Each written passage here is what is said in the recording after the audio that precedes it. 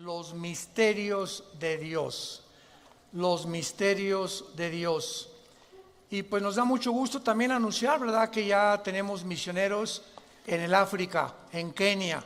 Les mandamos un saludo a Jonathan y a su esposa y a sus dos pequeños. Ahora que regresaron hace un mes y medio al África, encontraron la iglesia destruida por los musulmanes. Rompieron todo y les quemaron todo. Y están volviendo otra vez a levantar otra. Así que imagínense ustedes en qué circunstancias se encuentra esta familia tan valiente y quieren después irse a Somalia. Bueno, es impresionante el corazón que tienen por la gente de África y por todos estos, el mundo del paganismo, que pues no tienen ningún conocimiento que tenemos nosotros de las Sagradas Escrituras. Métanse por favor a nuestra página villanuevaparaelmundo.org. Ahí está la dirección de ellos, mándenles correos, hoy les felicitamos. Estamos con ustedes, somos la familia Díaz, la familia como Rodríguez. Tenemos conocimiento que forman ya parte de Villanueva para el Mundo, para que los podamos animar. ¿Por qué tenemos a tantos misioneros ya? Por ustedes, por las ofrendas precisamente que nos dan. En eso las utilizamos en pastores, en misioneros, en choferes, en secretarias, en viajes, en avión. Todo eso se necesita para la obra de Dios. Así que le damos gracias a todos ustedes por la generosidad con la que han participado, porque es fruto que va a abundar para vuestra cuenta. Abran sus Biblias en el libro del Génesis capítulo 2. Y en esta cuarta conferencia, perdón, dije la tercera, es la cuarta conferencia. Ya vimos en la tercera, la primera parte, sobre el misterio, se llamó del huerto del Edén. El misterio del huerto del Edén. Y cuando venimos a la Biblia, pues encontramos misterios que tal vez tú ya has leído muchas veces, o versículos, o libros, y que el año que entra lo vuelves a leer y vuelves a encontrar en lo que tú creías que ya habías leído, cosas que el Espíritu Santo no te iluminó hace 6 meses o el año pasado. Y así es el estudio de la Biblia, es el camino del justo es como la aurora, es cada vez más luz, más luz, más luz, hasta que el día amanezca.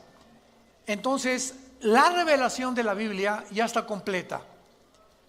Dios ya no tiene nada que revelarnos del infierno, del cielo o del futuro. La Biblia es un libro sellado.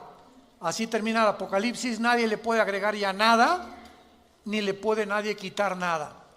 Entonces, ahora ya no necesitamos más revelaciones, sino iluminación en lo que ya está revelado. ¿Me van siguiendo?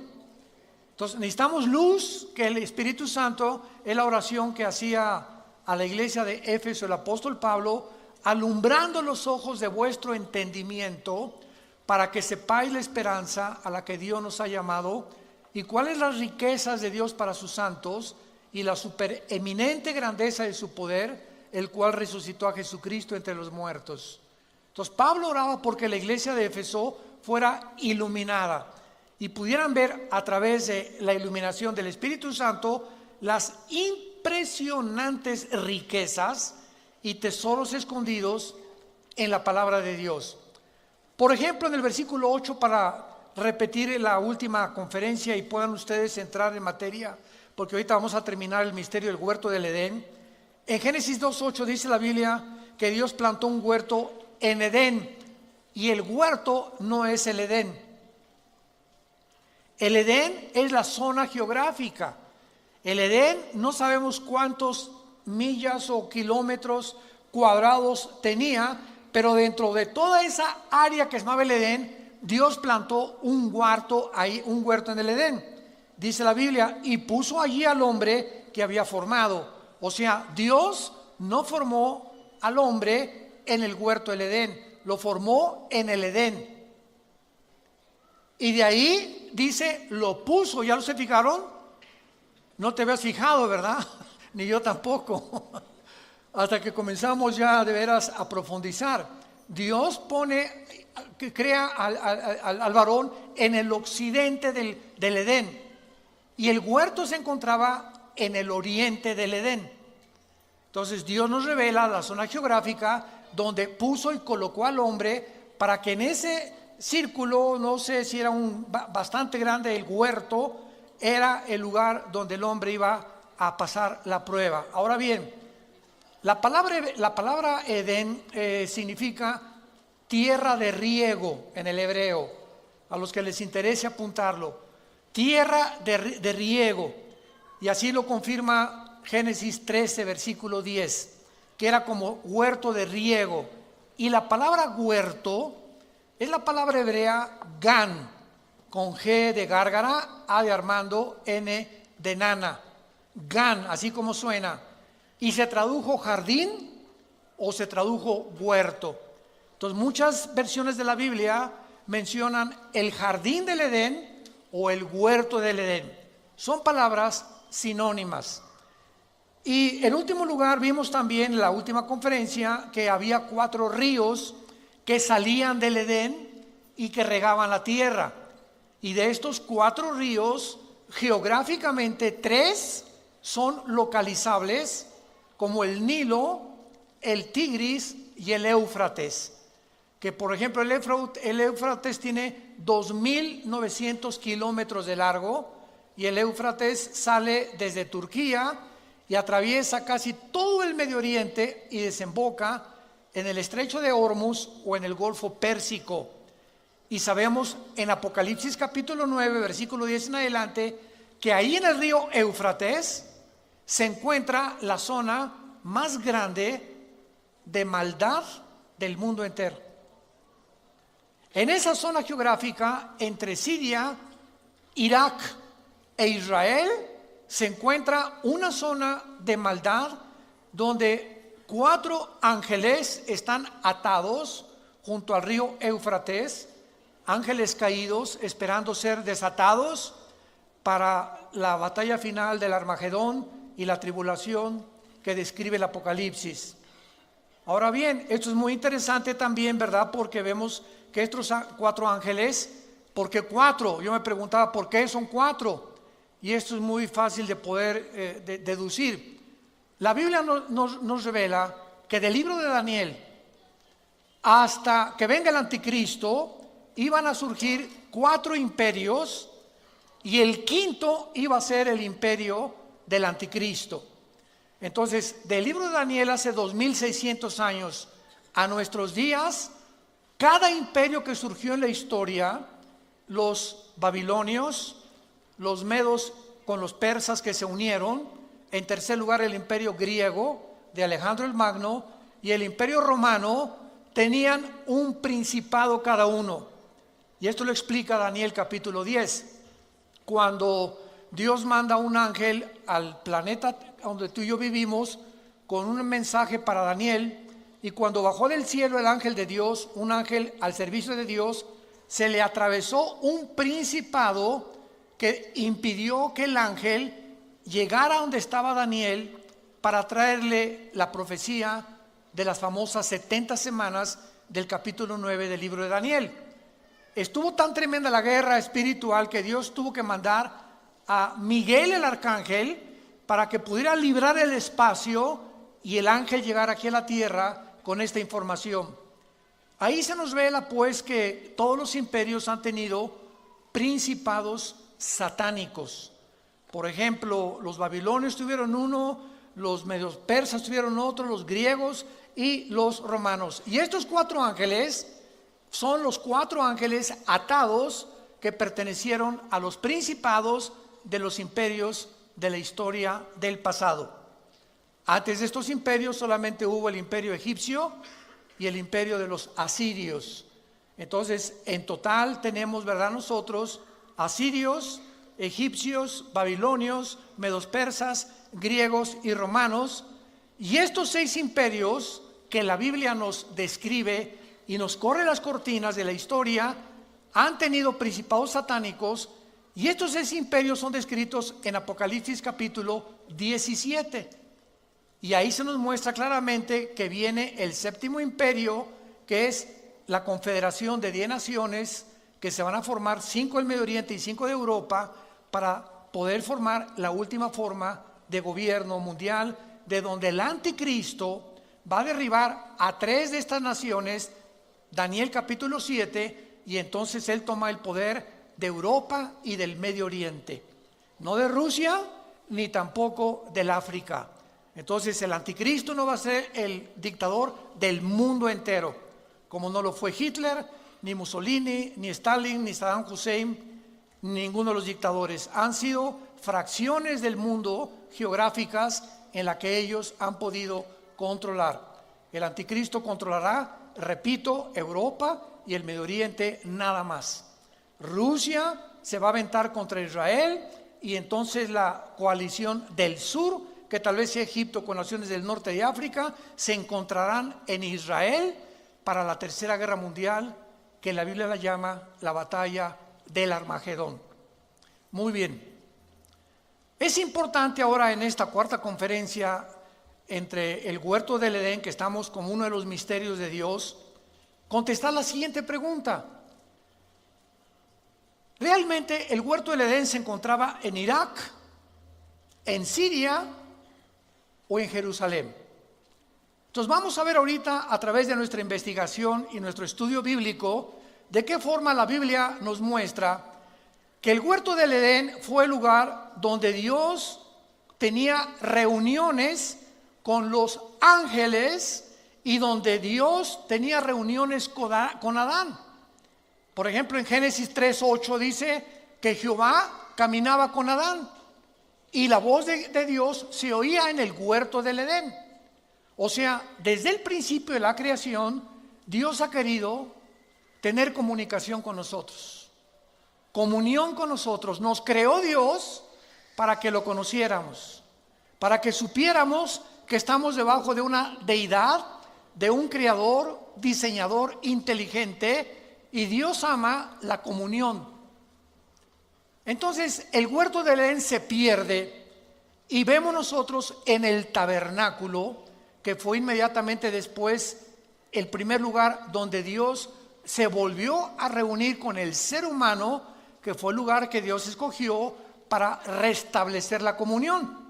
Entonces en el tabernáculo estaba el lugar santísimo, el lugar santo, el atrio o el patio, donde el sacerdote, sumo sacerdote, entraba en septiembre y octubre, que es el mes que nos corresponde al calendario hebreo, Tishri. Y ese mes, que es el mes de Yom Kippur, o el día de la expiación, el sacerdote entraba ahí y ofrecía sacrificio por todo el pueblo de Israel. Muy bien, Cristo muere en la cruz del Calvario y todos esos sacrificios del Antiguo Testamento se acabaron. Tetelestai, consumado es. Ya no más sacrificios, ya no más ofrendas por el pecado. Cristo en la cruz ofrece lo que todo en el Antiguo Testamento eran símbolos, y Él en la cruz muere en nuestro lugar, y Él es el Cordero tipificado en los sacrificios del Antiguo Testamento. Entonces, de Cristo a nuestros días, ya no necesitamos a ningún hombre que interceda por nosotros ante Dios. Ya no hay el patrón de los taxistas o el patrón de la Virgen de la Macarena, la Virgen del Socorro, etcétera, etcétera, o Santo Tomás o lo que sea. Ya podemos acercarnos, cada uno de nosotros, abiertamente, dice Hebreos 10, con confianza, con una conciencia tranquila, de que ahora me puedo acercar a Dios y llegar hoy en la noche a mi casa, o dar gracias por los alimentos en algunas horas más, y decirle: Padre, te doy gracias porque en este momento me estás oyendo. No necesito pedirle a otra persona que interceda ante mí, porque ahora tenemos un solo mediador, un solo intercesor, que se llama Jesús. Y con su sangre y con un solo sacrificio nos hizo perfectos para siempre. Gloria a Dios. Muy bien. Entonces, muchos han comentado, ¿verdad?, el huerto del Edén en Israel. ¿Por qué? Porque Israel está situada, construida sobre un monte. Cuando ustedes vean la geografía de Israel, por cierto, estamos planeando ya, les avisamos, el año que entra nos vamos a Israel. A ver cuántos quieren inscribirse. Va a ser en la primera semana de junio, si Dios quiere, del año que entra. Así que vamos a llevarnos a mucha gente, va a ser un viaje precioso. alquilan los camiones. Bueno, es impresionante la excursión, dura como una semana. Y Israel está construida sobre el monte de Sión. El monte de Sión.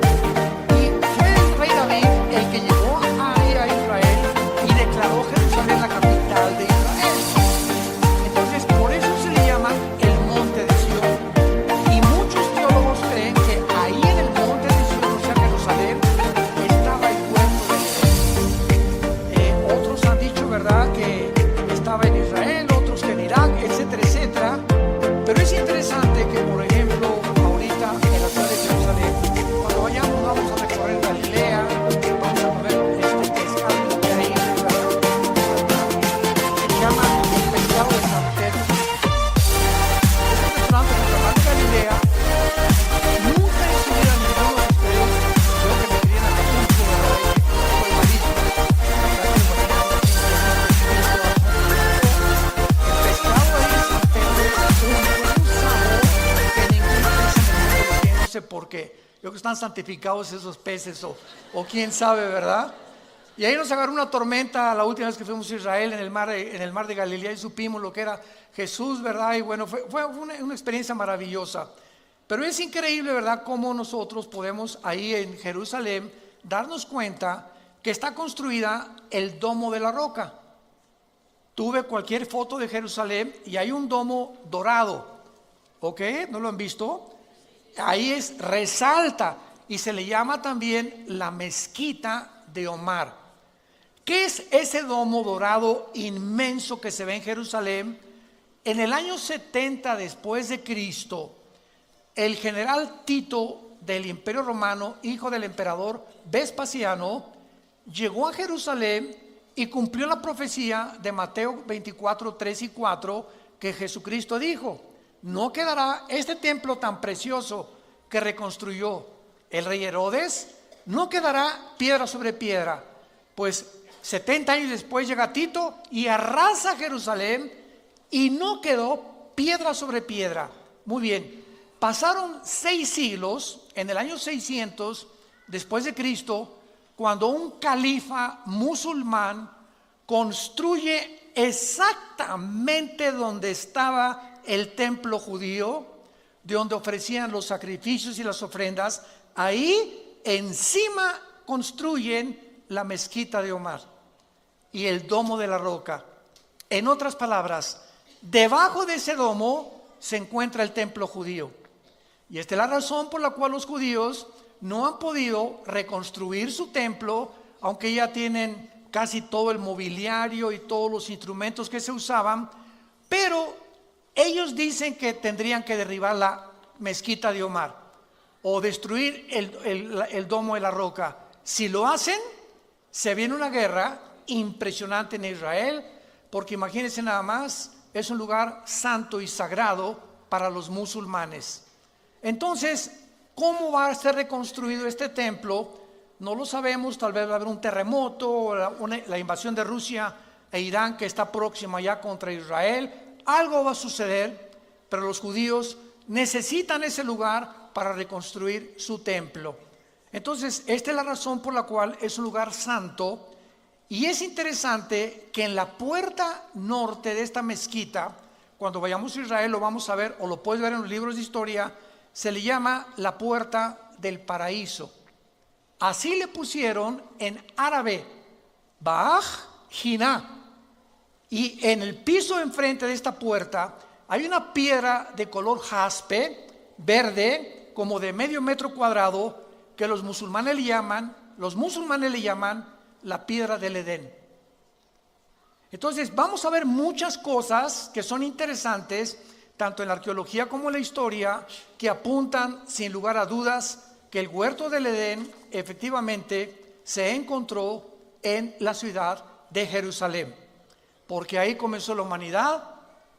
Ahí fue donde Abraham, de una forma tipológica, iba a sacrificar a Isaías, a su hijo Isaac, que era el tipo del Cordero de Dios. Ahí en Jerusalén Jesús vivió, murió, fue enterrado, resucitó. En Jerusalén ascendió hacia el cielo y en Jerusalén terminará la humanidad. Por eso les digo, apúrense, vamos antes que se acabe todo. Ahí va a acabar la humanidad, de acuerdo a la Biblia. Zacarías 12, del 2 al 3, dice en Zacarías 12, capítulo 2, versículos 2 y 3, que Jerusalén se va a convertir en una piedra pesada para los pueblos que se congreguen en contra de ella, en el día en que Dios vaya a permitir que las naciones sitien a Jerusalén y venga la guerra del Armagedón, Apocalipsis 16, del 10 en adelante. Muy bien, ahora vamos a ver el terreno espiritual. Sabiendo que la ciudad de Jerusalén, todos estos antecedentes nos van a ayudar a llevar a una conclusión lógica, histórica y teológica. Sabiendo que la ciudad de Jerusalén es el centro del conflicto espiritual de los siglos, es lógico que ahí se lleve la tercera guerra mundial, la batalla del Armagedón. Veamos algunos pasajes en la Biblia, por ejemplo, en el libro de Joel. Joel capítulo 3, versículos del 9 en adelante. Con cuántos detalles se describe la tercera guerra mundial. La buena noticia es que ya no vamos a estar aquí nosotros. Eso está garantizado 100%.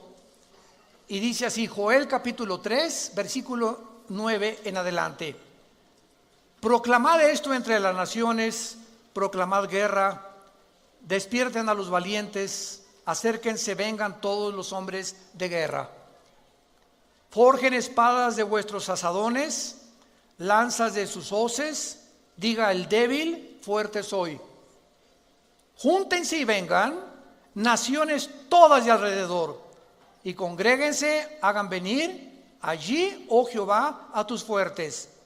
Despiértense las naciones y suban al valle de Josafat, porque allí me sentaré para juzgar a las naciones de alrededor.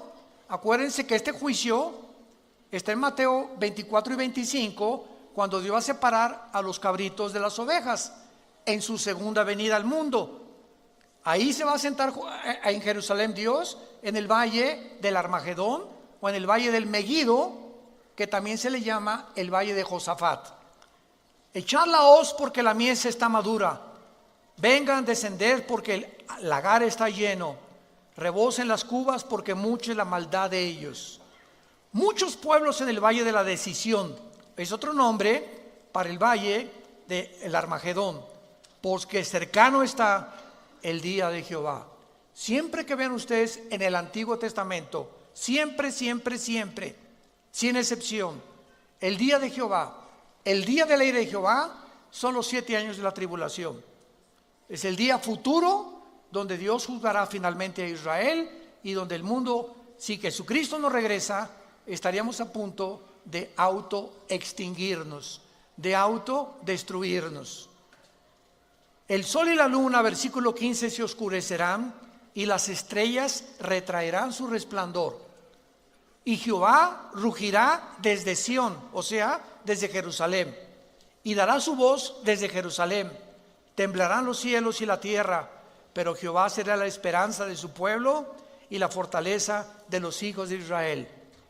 Y conocerán que yo soy Jehová, vuestro Dios, que habito en Sión, o sea, en el monte de Sión, que es otro nombre para Jerusalén. Mi santo monte, y Jerusalén será santa, y extraños no pasarán más por ella. Vemos pues claramente el lugar geográfico que Dios ha determinado, donde se van a reunir todas las naciones del mundo. Van a venir los chinos del Medio Oriente, tal vez con Corea del Norte o con Filipinas y Tailandia, naciones del Medio Oriente. Van a venir del sur, con países africanos, tal vez Libia, Sudán, Marruecos, etcétera, etcétera. Europa, el anticristo va alarmado a juntarse ahí también con su ejército, y ahí será el momento en el que Jesucristo descienda antes que nos acabemos todos en la tercera guerra mundial. Y la Biblia profetiza que cuando Jesucristo descienda en la segunda venida, los únicos sobrevivientes en este planeta serán una tercera parte de los humanos. Cuando Jesucristo regrese, solo una tercera parte sobrevivirá a las guerras antes de la Tercera Guerra Mundial. Ahorita la próxima guerra que la Biblia profetiza es Irán atacando a Israel. Qué interesante que ya hace 2-3 semanas hay una tensión tremenda entre Irán y Estados Unidos. El presidente Trump ya les avisó, ¿verdad? No nos van a amenazar. El Ayatollah Khomeini Rouhani, el presidente de Irán, acaba de declarar que ellos no van a soportar ni a tolerar más presiones económicas que ya ahorita dictaminó el gobierno norteamericano contra Irán para poder bajarle 3 rayitas al buque petrolero que en el Golfo Pérsico hace una semana le hicieron un boquete tremendo los iraníes y que no lo pueden permitir por ser aguas internacionales donde fluye casi el 35% del petróleo al occidente, y Estados Unidos dijo no lo podemos seguir permitiendo que se apoderen del Golfo Pérsico, porque si lo cierra Irán, que es la frontera con Irán, el Golfo Pérsico afecta al mundo entero, el petróleo se va a $500 tal vez por barril, viene una economía desastrosa en el mundo y todo por ese lugar geográfico donde Estados Unidos ya mandó un portaaviones y aviones y barcos de guerra con los nuevos aviones F-35, ya no son los F-21, y donde están tratando de evitar que esta profecía se cumpla, pero se va a cumplir de todas maneras, porque de acuerdo a la Biblia, Estados Unidos va a pasar a segundo y tercer plano en su supremacía política, económica y militar. ¿De qué les estoy hablando? De que Estados Unidos va a pasar a segundo o tercer nivel por 3 razones. Una, pueden ser por ataques terroristas, que puedan bombardear Washington, que puedan bombardear el Capitolio y que pueda venir una economía desastrosa para Estados Unidos. Número 2, que venga el arrebatamiento de la iglesia. En el arrebatamiento de la iglesia se calcula que el 40% en Norteamérica son cristianos. En Europa el 0.05. Así que cuando venga el rapto de la iglesia, los europeos ni se van a dar color, como dicen los muchachos, ¿verdad? Ni en cuenta, porque pues ya el cristianismo es impresionante. El ateísmo y el racionalismo francés y alemán predomina completamente en Europa desde hace 50 años aproximadamente. Y en tercer lugar, la deuda externa de Estados Unidos alcanza ahorita los 23 trillones de dólares. 23 trillones de dólares.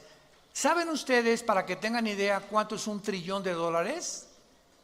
Si tú comienzas a contar $1 de aquí a 250 años, no alcanzas a contar $1 trillón. Para que lo compares con lo que tienes en el cochinito en tu casa, en nuestra alcancía. Entonces, Estados Unidos no puede permanecer. Ahora bien, en el momento en que algo sucede en Estados Unidos, en esta época que estamos viendo, no sabemos cuándo, en ese momento Rusia aparece en las profecías de la Biblia con China y con Irán. Ezequiel capítulo 38 del 1 al 6. Irán aparece con el nombre en la Biblia de Persia. Y Persia se le cambió el nombre a Irán en 1935, a la República Islámica de Irán. Entonces vemos nosotros que cuando venimos a la Biblia, no es un libro de leyendas, como dice la gente, ni Aladino en el País de las Maravillas. La Biblia está respaldada por la arqueología, por la paleontología, por la antropología, por la química, por la genética, por la biología, por la física, por cualquier disciplina que tú me quieras mencionar y cualquier persona que se atreva. Es un libro hecho por hombres y está lleno de contradicciones. Siempre la pregunta es, ¿ya lo leíste? Cabeza ¿de qué le decimos? Para no decir ya nada, ¿verdad? De aguacate me dijeron. Bueno, por favor, entonces estamos en un mundo donde la gente está comenzando a hablar cosas sin sentido y donde los medios de comunicación están propagando cosas espantosas. ¿Por qué? Porque para que lleguemos al punto que la Biblia profetizó, antes de que nosotros naciéramos, Y antes de que pudiéramos comprender que los profetas hebreos hablaron al pie de la letra todo lo que profetizaron, el mundo tiene que llegar, escúcheme con mucho cuidado, a la destrucción de la familia.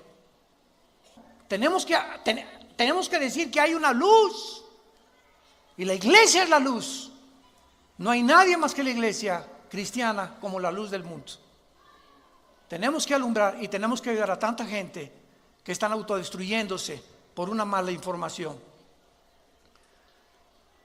Muy bien, veamos en Éxodo capítulo 25 de qué forma en el huerto del Edén o en el jardín del Edén, pues era un lugar geográfico con plantas, con manzanas, con frutas, etcétera, etcétera.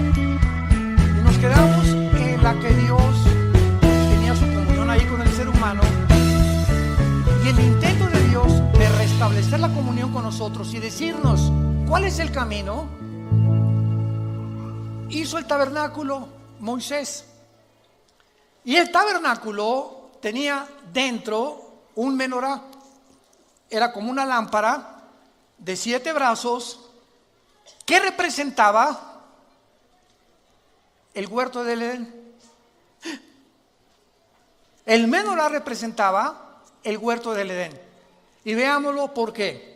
En Éxodo 25, dice en el versículo 31 en adelante, cuando se ordena hacer las piezas del tabernáculo, pongan mucha atención y concéntrense en esto que es maravilloso. Harás también un candelero de oro puro, labrado a martillo, se hará el candelero en pie, su caña. ¿Qué es una caña? Es el tronco. Sus copas, que son las copas de las flores, sus manzanas y sus flores serán de lo mismo. ¿Habías notado eso? Que cada uno de los pilotes del candelero simbolizaban árboles, hablando de los árboles que tenemos aquí adentro, las neuronas. Vean ustedes a continuación, saldrán 6 brazos de sus lados, 3 brazos del candelero a un lado, 3 brazos del otro, 3 copas en forma de flor de almendro, una manzana y una flor, 3 copas en flor de almendro, en forma de flor de almendro, otro brazo, una manzana, una flor, así en los brazos que están del candelero. Vemos nosotros que el candelero, que era la luz, era la forma en la que Dios estaba comunicándonos: los expulsé del huerto del Edén, el jardín que les preparé porque les amo, y quiero decirles a ustedes en la construcción del candelero que no me he olvidado de ustedes. Les doy la representación del candelero ahora dentro del tabernáculo, para que puedan ustedes en su corazón recordar que soy un Dios que te ha amado con amor eterno y que no me he olvidado de ti. Cuando alguien se olvida de Dios, eres tú. Dios nunca se olvida de nosotros. Cuando alguien abandona a Dios, eres tú, no es Dios el que nos abandona. Dios nos dice: estaré contigo, no temas, nunca te dejaré ni te desampararé. Cuando sentimos que Dios nos ha abandonado, no es Él que nos ha abandonado, somos nosotros. Y al aislarnos de Dios, comenzamos a sentir el coraje. Cuando nosotros somos los culpables de perder la comunión con Él en la Biblia, y lo comenzamos a culpar de lo que nos está atravesando. Ya Dios nos pitó, ya me olvidó. Doña Chole, ahí está en el hospital. Ay, hermano pastor, nadie me ha visitado en el hospital. Me acaban de comunicar que tengo cáncer. Ya Dios me abandonó. Doña Chole, cuando Jesús moría en la cruz, ¿dónde estaba Dios? Podríamos decir, fue lo que dijeron los fariseos. ¿Cómo es posible, y los griegos, que este hombre se diga hijo de Dios? Si fuera hijo de Dios, Dios haría algo por él. Sin embargo, detrás de esa cruz y de ese sacrificio y de ese guiñapo humano en el que el Hijo de Dios se convirtió, se encontraba la sabiduría de Dios, el poder y el amor de Dios. Pero ¿cómo se podría interpretar así cuando un hombre ensangrentado moría en la cruz? Porque los pensamientos de Dios no son nuestros pensamientos, ni sus caminos son nuestros caminos. Tú quieres con tu mente intelectual tratar de comprender a Dios, y quieres que Él piense como tú piensas. Es que si yo fuera Dios no haría esto, y si yo permitiera a Dios, yo pensaría de otra manera. Claro que sí, cerebro de caracol y de chapulín. Esa es la soberbia intelectual que nos hace bajar a Dios y colocarlo en el banquillo de los acusados y convertirnos en abogados acusadores, en fiscales de Dios. Ahora tú contéstame, Dios, ¿por qué hiciste esto? ¿Por qué hiciste aquello? Cerebro de aguacate. Esta es la razón por la cual Jesús, cuando bajó al mundo, dijo que la característica y la virtud más grande para un ser humano conocer a Dios se llama la humildad. La humildad. Y la humildad no es, hermanito, ¿cómo está? Y andar con guarachitos y eso de que los pobres son humildes. ¿De dónde sacaron eso? Eso no es bíblico. La persona humilde, de acuerdo a la Biblia, es la persona que reconoce su incapacidad de gobernar su vida, ni su matrimonio, ni sus hijos, ni su negocio, que tiene necesidad de alguien más, que lo saque del hoyo donde nos encontrábamos muchos de nosotros, de las tinieblas que cubrían nuestra mente hace muchos años para muchos de nosotros, que venga un rayo de luz y que nos muestre que existe otro mundo y que hay esperanza y que podemos vivir mejor, y ese reconocimiento se llama humildad. Porque hasta que tú no reconoces una entidad espiritual superior a ti, nunca conocerás la verdad. Te vas a meter en una cárcel intelectual donde yo soy escéptico, agnóstico o ateo o humanista o materialista o darwinianista o evolucionista, y ahí te encierras y jamás saldrás de esa prisión, porque Jesús vino a abrirnos las puertas de la prisión, a darle libertad a los cautivos, vista a los ciegos, dirección y camino a los humildes de corazón. Vemos nosotros pues aquí en esta descripción maravillosa de Éxodo 25, en el versículo 34, y en la caña central del candelero 4 copas en forma de flor de almendro. Otra vez flores, manzanas y flores. Habrá una manzana debajo de los brazos del mismo, etcétera, etcétera. Y en todo esto, ¿qué se está simbolizando? Un jardín. ¿Qué jardín? El jardín del Edén. El paraíso donde Dios colocó a la primer pareja de seres humanos para probarlos y para mostrarnos que aun cuando quedamos mal con Él y le hemos rechazado y hemos querido hacer nuestras propias leyes y nuestro propio código de conducta y de moral, Dios se acuerda de nosotros. Muchos de ustedes que nos oyen por la televisión y los medios masivos de comunicación, o los que han venido aquí en asistencia, no has venido por coincidencia. Quiero decírtelo de una vez. Tú no has venido aquí a escuchar a un hombre, has venido a escuchar lo que la Biblia dice acerca de tu vida, de mi vida y del futuro. Y has venido a escuchar dónde se encuentra la medicina para que salgas del hoyo donde te encuentras. Hace muchos años dicen que un hombre se encontraba en un pozo. Y pasó un hombre y le dijo, ahí te va estas reglas de ética, léelas. Y luego pasó otro hombre y le dijo, le sobó la cabecita y le dijo, te deseo lo mejor, que salgas pronto. Y pasó un tercer hombre y le dio la mano y lo sacó del pozo. El primer hombre fue Confucio, el segundo hombre fue Buda y el tercer hombre fue Jesús. De todos los líderes religiosos que ha habido en el pasado, Él es el único que nos vino a sacar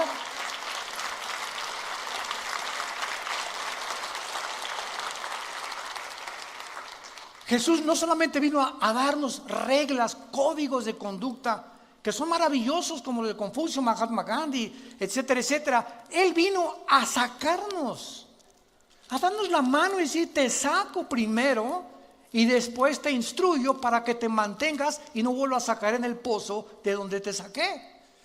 Esa es la diferencia entre las religiones y el cristianismo.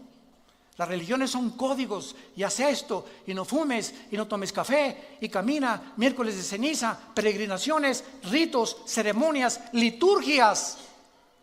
Y Jesús es la gracia que se nos da, que no la merecemos, para vivir para Él sin que hayamos hecho nunca nada bueno.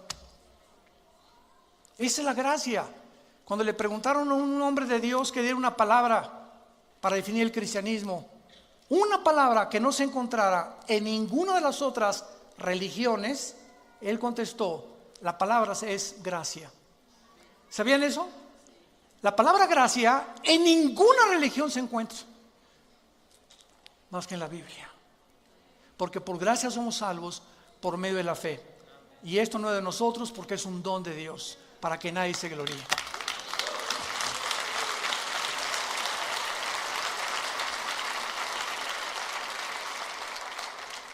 Ahora, veamos la supremacía de Jerusalén en la Biblia también y a través de la historia, y pensemos seriamente en esto. ¿Por qué Dios declara en la Biblia a Jerusalén el centro de las naciones? En otras palabras, la Biblia declara el ombligo de las naciones a Jerusalén, así como el lugar donde Dios dijo que su nombre no iba a estar en Metepec, sino en Jerusalén. Su nombre ahora está en nosotros los que seguimos a Jesús. Pero geográficamente, la Biblia, vayamos rápidamente a Ezequiel capítulo 5, versículo 5, y vean esta maravillosa revelación que Dios deja en la Biblia escrita acerca de la importancia de Jerusalén en medio de todas las naciones de la tierra. Dice Ezequiel 5, versículo 5. Así ha dicho Jehová, el Señor, esta es Jerusalén, y la puse en medio de las naciones alrededor de ella. Por favor, apunten la palabra en medio en el hebreo, que es la palabra tawech. T de tío, A de Armando, W, E de Enrique, CH, tawech, que significa ombligo en el hebreo. Ahí claramente Dios nos muestra que Jerusalén es el ombligo o el centro de todo lo que Él ha hecho a través de toda la historia. Y además, vayamos rápidamente al libro de Apocalipsis, al final de la Biblia, en el capítulo 22, nos revela, al acabar la Biblia, un huerto del Edén establecido al final de los tiempos otra vez. En otras palabras, lo que el hombre fracasó al principio de la humanidad en el libro del Génesis, la Biblia termina todos nosotros regresando con nuestra Eva y ustedes con su Adán. ¿Arroz? A ver si es cierto, dicen algunos, ¿no? Y mi esposa ya no estará tan gordita como usted, hermano.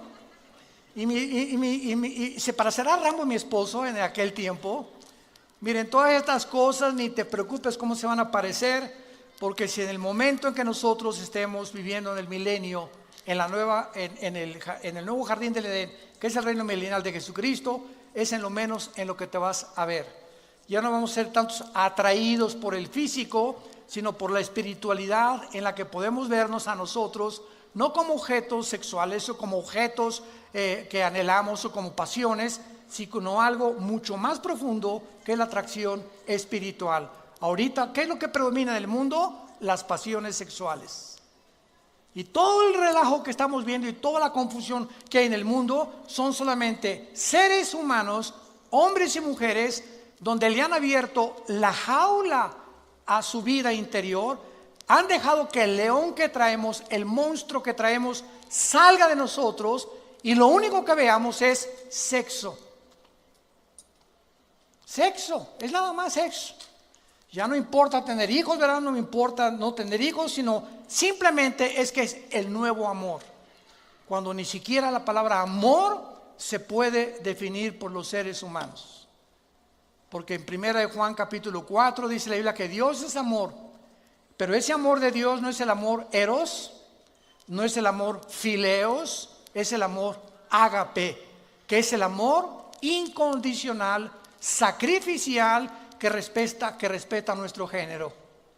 Qué tremenda, qué cosa más tremenda, ¿no? Y ya no oímos en la televisión, pues es que nos amamos. no saben ni lo que es, no saben lo que estás diciendo. Definen por favor el amor. Pues la atracción se parece a Travolta, yo me parezco a otro artista de televisión, ¿verdad? Y pues somos atraídos o mujeres. Entonces es la confusión que vivimos, porque ya no sabemos ni qué estamos por lo que siendo atraídos, ni por qué a fuerza interior nos está robando nuestra identidad, porque vivimos en ese mundo de confusión. Y veamos nosotros al final de la historia, en el capítulo 22 del Apocalipsis, versículo 1 al 3, ¿cómo termina la Biblia? Después me mostró un río limpio de agua de vida, resplandeciente como cristal, que salía del trono de Dios y del Cordero.